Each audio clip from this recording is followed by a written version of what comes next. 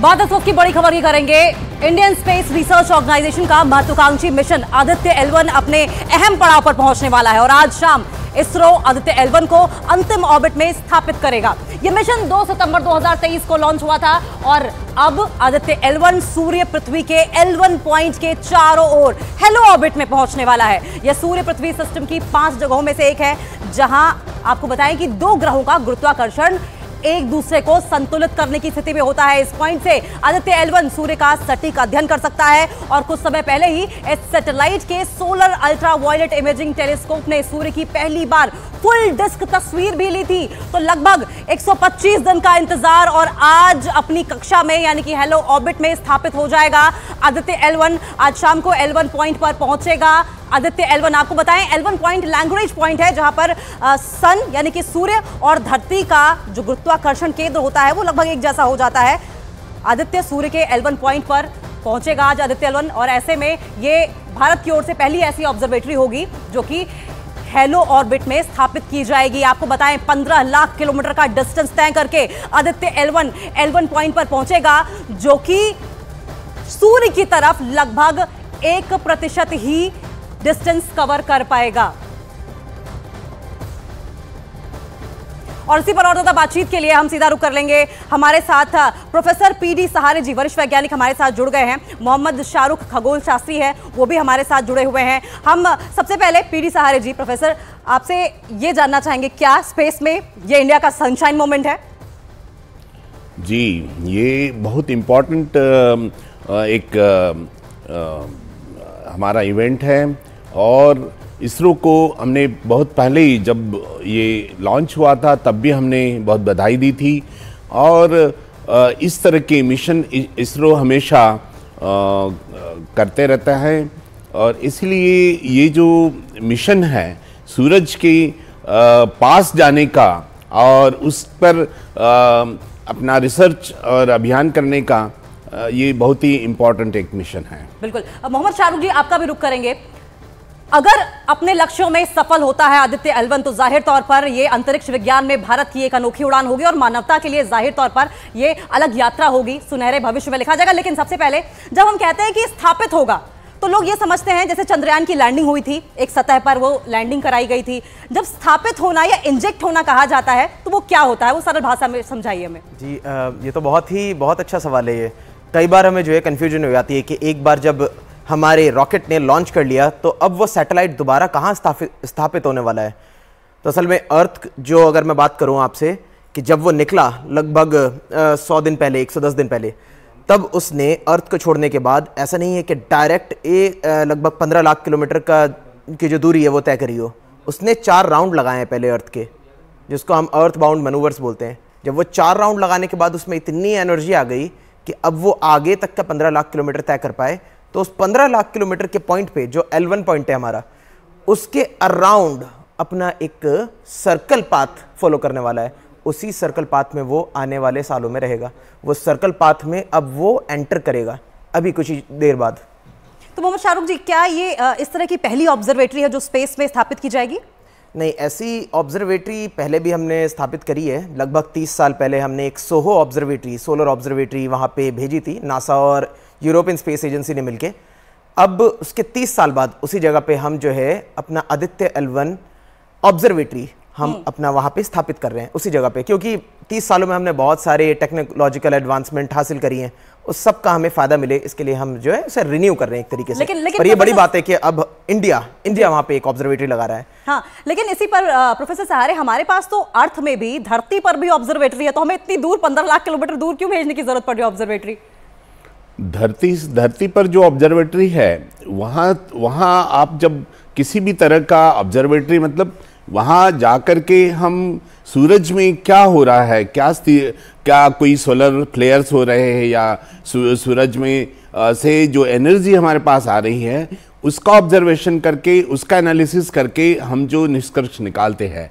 तो जब वहाँ से जब आएगी तो जब इतना डिस्टेंस ट्रैवल करके एनर्जी आएगी तो उसमें बहुत सारे जो सिग्नल्स है वो लॉस होगा, बहुत सारे एनर्जी का लॉस होगा, तो हमें बहुत सारी इंफॉर्मेशन नहीं मिल पाएगी। क्योंकि जो हाई एनर्जी के जो है जैसे यूवी है और बाकी यह एनर्जी है वो पृथ्वी के आयनोस्फीयर में, जहाँ पृथ्वी के आयनोस्फीयर में वो एब्सॉर्ब हो जाता है, इसीलिए हम धरती पर बचे हुए हैं। तो ये जो इन्फॉर्मेशन है धरती पर से वहाँ की इन्फॉर्मेशन हम नहीं ले सकते, इसीलिए हमें पास जाकर के ही, वहाँ पर जाकर के ही ये सारी जो है हमें इन्फॉर्मेशन लेनी पड़ेगी। इसीलिए ये ऑब्जर्वेटरी सूरज के जितना पास जा सकते हैं वहाँ जाकर के स्थापित करना जरूरी था। बिल्कुल। प्रोफेसर साहब, जिस तरीके से आपने कहा कि जो रेडियो एक्टिव तरंगे हैं या फिर जो हीट है उसको हमारी पृथ्वी की जो सबसे ऊपरी वाली सतह है आयनोस्फीयर उसको एब्जॉर्ब कर लेती है, इसी से मोहम्मद साहब मुझे एक इंसिडेंट याद आया। अभी कुछ दिन पहले आपको याद होगा अमेरिका में सोलर स्टॉर्म आया था। क्या आदित्य बल के वहां पर स्थापित होने से इस तरह का जो सोलर स्टॉर्म है उसके बारे में भी जानकारी मिल सकती है? जी बिल्कुल, ये बहुत ही महत्वपूर्ण चीज़ है कि हमें समझें कि असल में इस ऑब्जर्वेटरी को स्पेस में भेजने का मकसद क्या है। हमें देखना होगा कि हम एक तारे के बहुत करीब हैं, सन। सूर्य जो है हर वक्त एक जैसा नहीं रहता, कई बार वो काफ़ी गुस्से में रहता है। ऐसा ही हमने देखा बीते दिसंबर के महीने में, 17 ऑफ दिसंबर को वो काफ़ी गुस्से में था, उसमें से कई तरह की रेडिएशन निकली काफ़ी ज़्यादा मात्रा में। तो इस तरह के जो चेंजेस हैं वो आगे जाके अर्थ को नुकसान पहुंचा सकते हैं और पहुंचाते रहे हैं। पर ये साइकिल जो है, मतलब इतने भीषण जो उसकी स्टॉर्म होती है, जिसको हम सोलर स्टॉर्म बोलते हैं, वो कुछ लाख सालों में आ जाती है बड़ी बड़ी। तो अगर फ्यूचर में कुछ ऐसा होगा तो हमारे पास उसका पहले से डेटा होगा कि क्या बुरा हो सकता है फ्यूचर में। और कम से कम भी इस तरह के जो सोलर स्टॉर्म आते हैं कई जगह पे ब्लैकआउट्स कर देते हैं। हमने देखा पिछले सालों में कि यूएस में ब्लैकआउट हो गए। कई बार जो हमारी जो सैटेलाइट्स जो घूम रही होती हैं आकाश में, वो इतनी दूर होती हैं कि वहाँ पे प्रोटेक्टिव लेयर नहीं होती उनके पास, जो अर्थ के पास अभी हम जो है एक एनवेलप से घिरे हुए हैं, जिसने घेर रखा है पूरे धरती को, बचा रखा है सिक्योर तरीके से, वो सैटेलाइट्स के पास नहीं होती वो चीज़। तो वहाँ पर ये काफ़ी नुकसान पहुँचाता है हमें। तो इस नॉलेज को लेकर हमें बहुत फ़ायदा होने वाला है फ्यूचर में। पीडी सारे साहब, 7 पेलोड्स के साथ आदित्य L1 वहां पहुंच रहा है। पेलोड्स का क्या काम रहेगा वहां पे? जैसे कि मैंने अभी पहले भी कहा कि जो सूरज है उसमें न्यूक्लियर रिएक्शंस होती है और उसमें से जो रिएक्शन के थ्रू, जैसे कि आप एक कहे कि आप कहीं न्यूक्लियर बॉम्ब या एटॉमिक बॉम्ब या हाइड्रोजन बॉम्ब के तरह वहाँ जितनी रिएक्शन, जो धरती पर हजारों इस तरह के लाखों बॉम्ब फोड़े जाए तब जितनी ऊर्जा जो उत्पन्न होगी, वो सारी ऊर्जा वहाँ पर उत्पन्न हो रही है। तो जब वो ऊर्जा उत्पन्न हो रही है तो वहाँ से वो ऊर्जा निकल करके आ रही है यहाँ पर। जब उसमें जब पूरा एनर्जी स्पेक्ट्रम हम देखेंगे तो इसमें कोई हम जो आंखों को दिखने वाली जो है वो विजिबल रेंज में है, कुछ फिर वो अल्ट्रावायलेट में है, जब जैसे जैसे एनर्जी बढ़ेगी एक्सरेज में है, और बाकी जो हाइड्रोजन है, हीलियम है, ऐसे पार्टिकल्स भी वहां से निकल के आ रहे हैं। तो इन सब का जब अध्ययन करना है तो इनके लिए अलग अलग तरह के जो साइंटिफिक इक्विपमेंट वहाँ भेजे गए हैं उनको अलग अलग नाम दिए गए हैं। जैसे कि आपने कहा सूट है, जैसे क्या कहा VECL है, VELC है, इस तरह के नाम अलग अलग पेलोड को। तो उसका मतलब यही है कि अलग अलग एनर्जी रेंज में उसका स्टडी करने के लिए अलग अलग तरह के डिटेक्टर्स चाहिए होते हैं। तो इसीलिए अलग अलग तरह के इंस्ट्रूमेंट्स है, कुछ अलग अलग तरह के स्पेक्ट्रोमीटर्स है, अलग तरह के जो है टेलीस्कोप है। तो इस तरह के सारे वो भेजे गए हैं और उसका सभी तरह का जो अध्ययन करना होगा, उसी अध्ययन को हम जो कहेंगे कि ये पेलोड्स गए, साइंटिफिक इक्विपमेंट गए हैं और ये एक ऑब्जर्वेटरी है और इस तरह का वो सारा अध्ययन करेगी और ये करता रहेगा। प्रोफेसर साहब, तो एक ख्याल आता है कि इसे क्रोनोग्राफी स्पेसक्राफ्ट क्यों कहते हैं? क्योंकि कहा जाता है कि सूर्य के हम जितने नजदीक जाएंगे उतनी ज्यादा हीट बढ़ती जाएगी और जब ज्यादा हीट बढ़ती है तो इक्विपमेंट्स के गल जाने का, मेल्ट डाउन हो जाने का भी तो खतरा रहता है। ऐसे में ये वहां कैसे टिका रहेगा?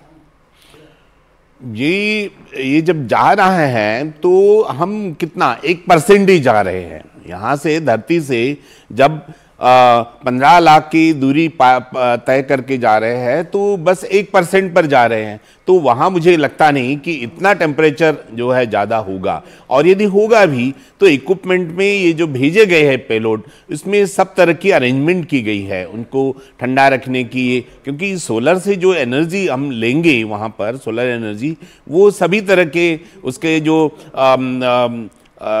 सैटेलाइट हमारा या ऑब्जर्वेटरी घूमती रहेगी, उसके इंजन के लिए, बाकी इक्विपमेंट के लिए, उनको ठंडा रखने के, ये सभी तरह का, इसीलिए उसका कोई इस पर इफेक्ट होगा ऐसे मुझे नहीं लगता।